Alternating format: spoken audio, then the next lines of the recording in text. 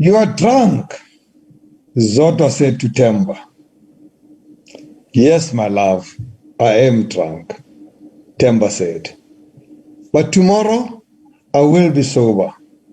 And you, my darling, will still be fed.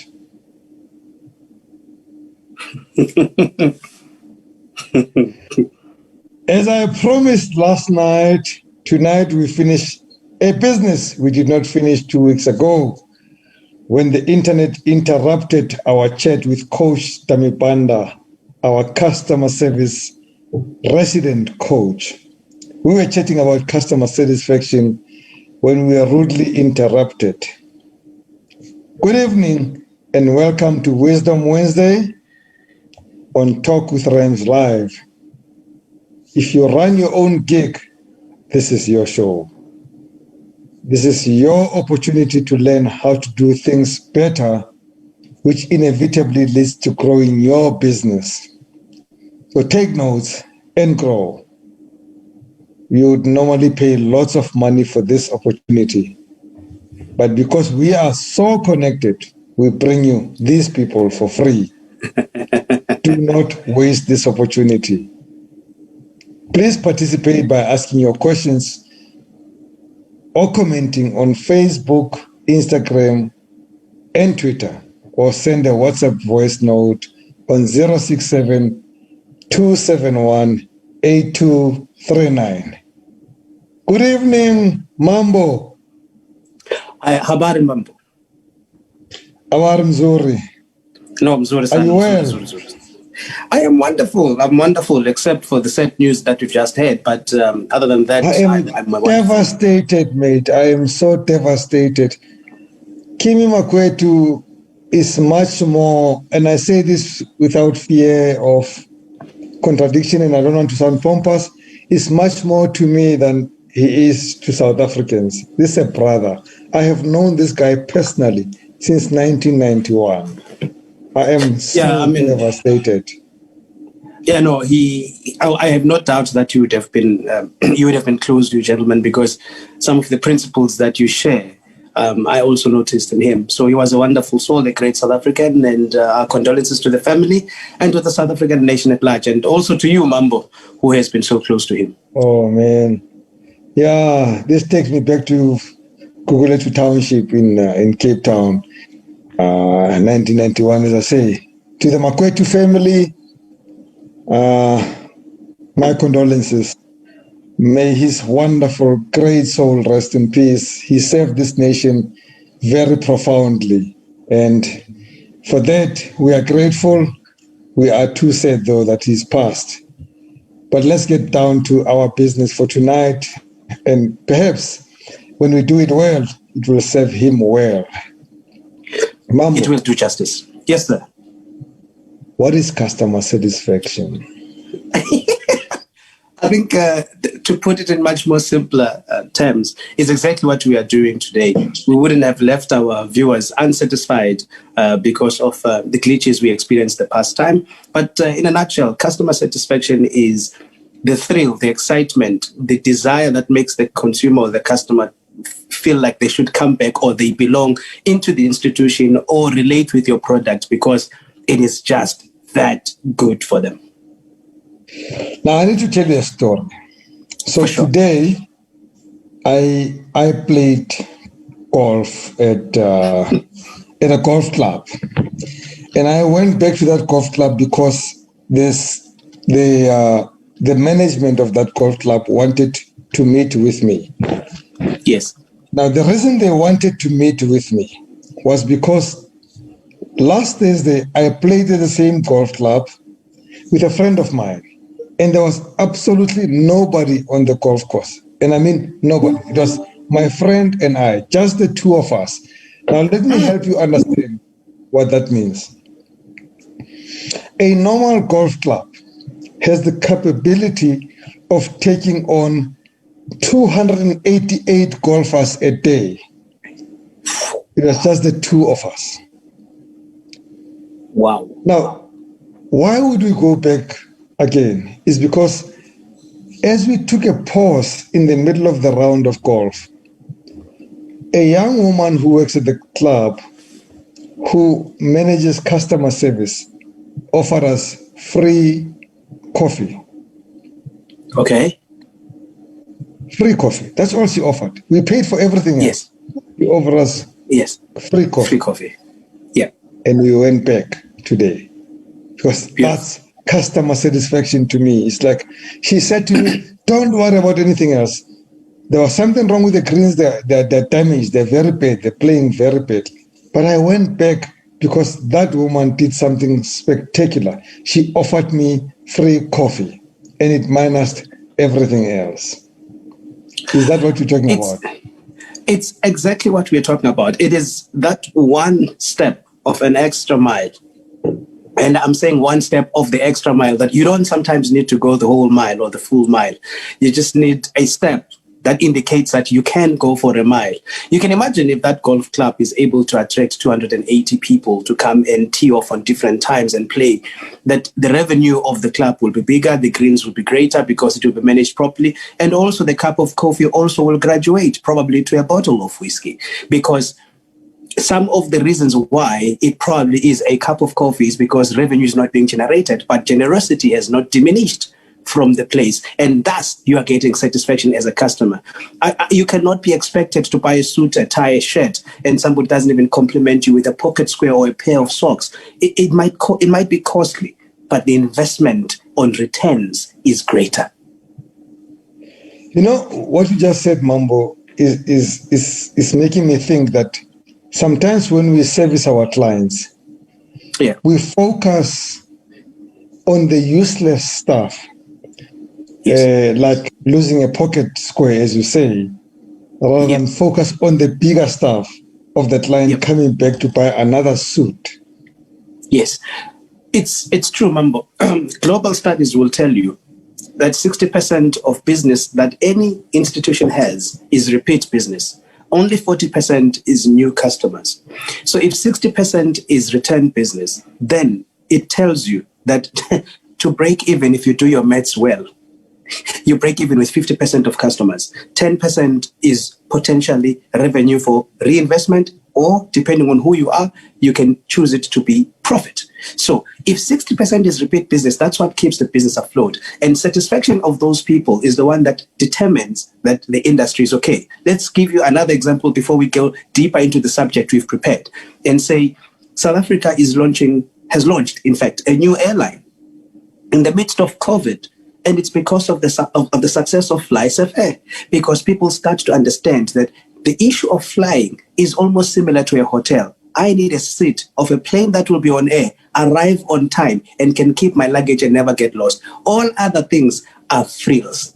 Basics are destination, my luggage, safety. That's it. If I can achieve that, I will fly with you. And that is a point of satisfaction. The point of satisfaction should not only be about all other major things. Let's meet the basics correctly. This gentleman came here to buy a suit. And why is he going to buy a suit? There's a formal occasion that demands a suit. So if the occasion is formal, why not compliment with a tie, with a pocket square, just to make him feel that he's appreciated at this place? Next time when he comes through and he buys a t-shirt, it will be because he has felt the sense of being important at this place. I wonder, actually, because I've never heard this, and I challenge our entrepreneurs who are listening to the show to say, if you are running a salon, please do offer a manicure, a pedicure, whatever, as a complimentary thing. I've never heard ladies saying, I have a free hair, whatever, or a free dry or washing or whatever. They don't speak about those things. Every time they go there, it's about investment. But I'm asking a simple question. What are you doing to entice your customer satisfaction point to create that return business sweet spot? So I'm going to do a customer satisfaction extra for that sweet spot at this moment. And I'm going to say that which I should have said much earlier. Huge apologies for messing you up in the last 2 weeks when we got interrupted. And thank you very much for coming back tonight. Mambo, you are helping me to actually thank you. Firstly, let me appreciate it, and also thank the viewers who are always with us and are always patient with us when we go through challenges. In fact, what you are leading me to are also types of categories or responses that customers will give us, because now you're forcing me to respond into what you are saying. We have 3 types of them, and I will define them, but I just want to mention them. You have promoters, you have passive customers, and you have detractors. And in this case, I'm a promoter of this program. I'm loyal to this program, what it does to me as an individual and to other entrepreneurs out there, from Dr. Tandus Banda on a Monday to the Rumble on the Jungle on a Thursday. I'm able to learn a lot more. So as a promoter, I've become a loyal spokesperson, advocate of this institution. And that's exactly what happens with a satisfied customer. He becomes a loyal promoter, advocate of that institution or product. There are people since day one, Mambo, who have always been using Metadent P as a toothpaste. I know I'm taking you way back because those were our days. I can actually give you a maintenance P advert in Sesotho that I still remember to this day, and I was probably 9 or 10 years old. I still remember that advert. But let's not go there. Let's talk about a customer service satisfaction survey. Yeah. What does that survey do? What is it all about?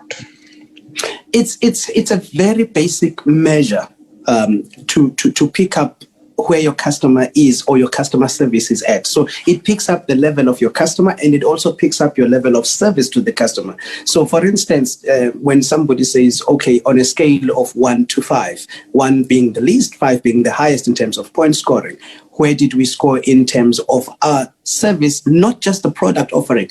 Did we greet you politely? Could you identify what you wanted? Did we have it? Was it merchandised correctly? Was it easy to identify? So these are issues of what we talk about in marketing, that there's an availability of the product, but there's no visibility. So it is available, but it's not visible. So a customer can walk into your place and not identify what he's looking for, because though it is available, it is not visible. You have this pair of black shoes that is sitting in the storeroom, and there's a guy who's looking for black shoes. You have this pair of uniform clothing at Woolworths, and you cannot identify it because Woolworths wants to take it out when it's called back to school. So the product is available but not visible. So these are questions that are triggers, especially if you are an entrepreneur and you are selling cool drinks or you're selling beers. If the product is meant to be in the eyes of the customer, always make sure that it is not only available, but it is visible. Then you are able to ask the customer and say, was what you were looking for, or is what you are looking for, available and visible for you to identify? And those are key things to show. Are you saying to me that there is no unified measurement of client satisfaction to score how they feel about the service? It isn't. There isn't, Mambo. I'll tell you. I mean, as a customer service practitioner, I do go to places where I get bad customer service and I choose not to react. And many people probably will get surprised by that, because they will think that I would. In fact, I get offended when somebody tries to correct someone who is serving me wrongly, because for me, it's an opportunity to learn what is done wrong. It's not a moment for me to teach what is being done wrong. So there is no barometer. There is no standard. Every customer service experience, Mambo, you're taking me too far, but every customer service experience is tailor-made. In the same institution, it's tailor-made according to a customer that you meet. Don't greet all of us the same way. We are not the same person, even if we are buying the same product. If I walked in and I'm dressed in a black shirt, you are not going to say to me, oh, Paganea, compared to a guy who is wearing an Orlando Pirates t-shirt, because I might not be. I might be mourning. So we might be coming for the same product. Don't treat us as the same customer. Wow. Wow. I've never thought about it that way. Wow. Yeah. So yeah. How then do we look at the responses then from the customers? Are they the same? Or do they come in categories? I mean, do we treat them the same way, or do we treat them differently? Maybe let's start by saying, remember, all customers will never give you an insight. They will give you an answer. So in most cases, insights are developed by how your team works with customers. But the answers that come from customers are always short to the point. So don't try and get long answers. All customers will give you a yes or a no, and always give them that opportunity of a yes or a no, because they don't have time. They always believe that what they need to acquire needs to be acquired at a specific period and they leave. But then there are categories, Mambo, of measuring the service. Like I said earlier on when you were talking to me and offering an apology, you will always get 3 types of those reactions.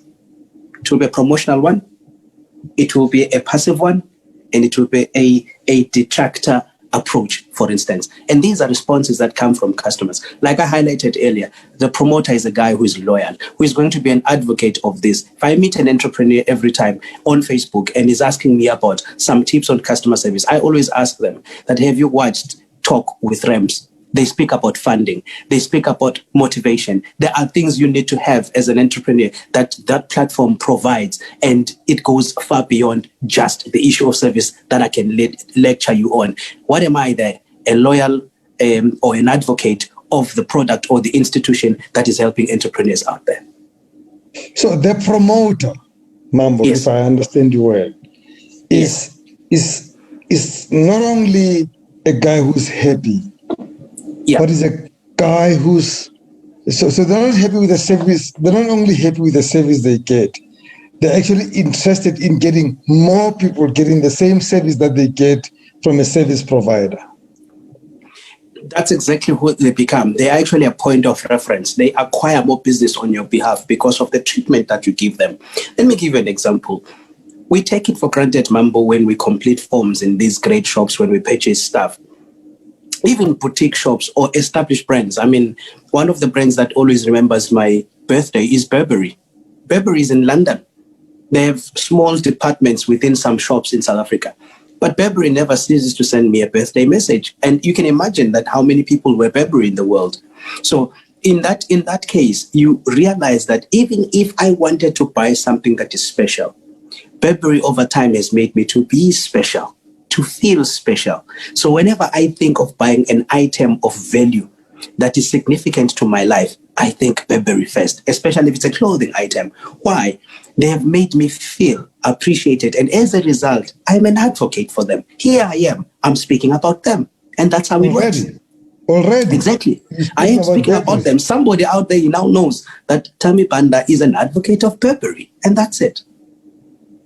You know, that reminds me of what we spoke about 4 weeks ago when we said to our viewers, we also want to use this platform to acknowledge those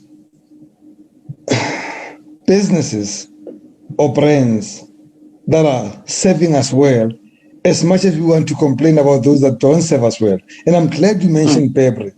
The same way as I mentioned, and I think I must acknowledge them by name, Observatory Golf Club, where I know where they are. Who is not even the golf director, and she gave me amazing service, and it took me back to the club, because then I can go to other people who say, I won't play Observatory because the greens are better, and say, but have you met Loretta? Because she makes it exciting to be back there. And on a scale, which we're talking about, if we were to say it's 1 to 10, an advocate will always score you 9 out of 10 at the very least. You are 90% in it. Now, to throw a spanner into the works and laugh at this and probably will find a joke in the end, I am very sure that most government service providers, government might not necessarily score them 9 out of 10. There's no point of reference. And I'm glad you say that. So about 2 years ago, my mother went for surgery at Charlotte Matlake Academic Hospital. Yes.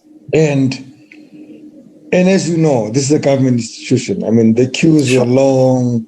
It took long to do anything and everything and stuff like that. And, whatever it is. But I remember that when the surgery was done, I wrote a post on Facebook about how, in spite of how these people are underpaid and all the problems and the debt and this and that, that I have found that they gave her the best service she could ever ask for. And then I localized it to her So it's got nothing to do with what we think about public servants. I localized to how she felt at that moment. True. Yes. Because she felt 9 to 10 is what she got out of that. I mean, and we expect nothing less than that in our health. But also think of it this way. Charlotte Maxlag Academic Hospital is an institution that produces all the great doctors we find in private hospitals because it's a grooming place. We expect nothing but perfection that comes out of their art of service. So I am not surprised, but what is grateful is that what is satisfactory to me is that we do find those institutions that we hardly think about in rating them being scored high because they, for lack of a better term, they certainly get good advocates. If you say to a person, I'm going to a public hospital, they don't think that there is good rating that can come out of there. We preoccupy our minds with bad service. And because your mind was free, you are able to identify what was good, localized even to the patient, not necessarily you, but to the patient on how she particularly felt. Because they could have treated you good. You are Rams Mabote. But then the key person was the patient. But if the patient feels great, that's what we are talking about as promoting or being an advocate of an institution. The next category, Mambo, that you speak about is the passive customer response. Who are these passives? Who are these people? These are people who have a positive review, but they are vulnerable. So I would want to use my drink of choice, excuse me, as an example, because whiskey is broad. People drink whiskey everywhere. And there are many moments to consume it. But if you don't identify a personalized moment, you are vulnerable to be taken by anyone for a drink. So you need... If you don't tailor-make your moments, if you don't tailor-make your relationship with a certain service provider, a certain boutique or a certain entrepreneur, you are vulnerable to be taken by somebody somewhere. Remember, we've just spoken about an advocate earlier. He may steal you if you don't have the buy-in of the institution. So these guys who are passive, they're actually happy about you, but they're vulnerable because you haven't indicted them to the culture. Let me make another example. You say you are not a fan or a supporter of Orlando Pirates. You say you're a disciple. Now, a disciple is a guy who says, lead me to the cliff, I will follow you. As much as you lead me to the crown and I'll clap my hands. That's exactly what we're talking about here. Create a platform where a passive customer gets to a point where he moves to a 9 to 10 as he scores you between 7 and 8 because he is satisfied, but he's not necessarily for you yet. Okay, I know we're going to talk about the next category, but and it's probably unfair to our viewers to ask you this question before we speak about the next category. But yes. So from what you're telling me, a passive customer is actually a very dangerous customer if they're not turned around. They are not only dangerous, but also they can tend to be a reason why you would close down the business. And I will explain why. In your business, you find people who just walk through, pick up the product, pay, and walk out. And because what they came for is the product, they don't care about the institution. It is the duty of a customer service practitioner to make them care about the institution. This happens a lot in the business which we call Bospaza shop, general dealer. Loaf of bread, brown bread, sliced. You give the guy, gives you 10 rands, you take the 10 rands, he walks away. He doesn't even say thank you. But you forget, as a customer service practitioner, that between the distance of bread reaching the hand and being picked from a shelf is a moment of conversation. He might not want it, but it is yours. But it depends what you're going to say. And you could pick up your loaf of Albany bread, and as you bring it to him, you say, I've always been a fan of Albany bread because they deliver on time. I expect them at 5:30 every morning so that my bread is fresh for each and every customer. Thank you so much for coming through, sir. He might not respond, but on his way, he's thinking, Albany is actually dropping bread at this place at 5:30 in the morning. So if I want fresh bread, there's only one place to go to here. Wow. Wow. And he's always been coming here for bread, but you just didn't seize the moment where there is a distance between the product and the point of delivery of the product. In that space, we go back to Majid. You need pickup line right there to say, you know what, thank you so much. I appreciate Albany Bread because they deliver on time. I expect them at 5:30, and at 5:30 without fail, they are here. And my customers start buying bread at 6, and I know that I'll deliver fresh one for them. That's it. That's all you need to say. You didn't have to say anything about him, but speak about the product that you are serving. As you speak about the product, you leave something in his mind that, you know, he can get into the house and be the first guy who says, this bread is fresh. It was delivered at 5:30 this morning. Guess what? Advocate. That's who he is now. So they move from being just a promoter to an advocate. Amazing. Right there. Now, before I go to the next subject and question, I need to share with you a comment from Thami Magano on Facebook. Yes. She says, drinking on duty. And there you are, drinking on duty. I'm sanitizing my throat, sir. I'm sanitizing my throat. I'm being compliant to COVID. You got it, Thami. He is sanitizing his throat. Yes, sir. And then there is a next category of customers who respond to your survey, and you call them detractors. Yeah. So these ones, they are typically the unsatisfied ones and unhappy customers, and who have a negative, absolute negative impact to your brand. Okay, so let's take it to days that we are seeing in the current sphere, where you see a passive person having the temperament of being a detractor.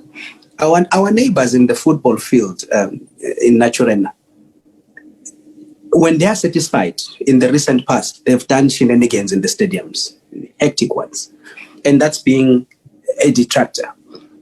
But interesting enough, they're in the balance of being a detractor and passive because they are seeing things aren't going their way, but they've hoped because they have a messiah on the bench. And that's what they believe. So same thing applies with typical customer satisfaction and measuring them. Measuring the consumer reaction.